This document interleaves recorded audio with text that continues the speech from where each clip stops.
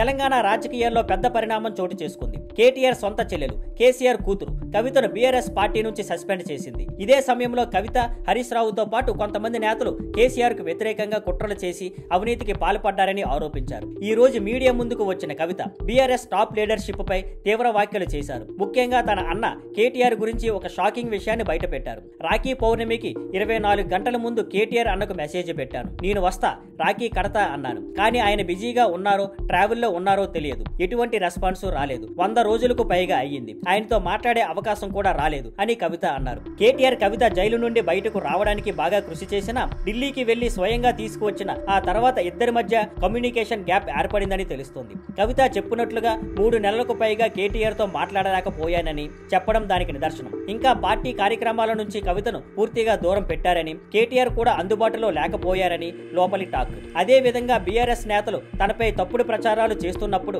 కేటీఆర్ ఎటువంటి చర్యలు తీసుకోలేదని కూడా కవిత ఆరోపించారు. ఇంకా హరీష్ రావు టీవీ, మీడియా వ్యవహారాలు చూసుకుంటే కేటీఆర్ సోషల్ మీడియా చూసుకుంటారని చెప్పారు. Thank you for watching. Please like, share and subscribe.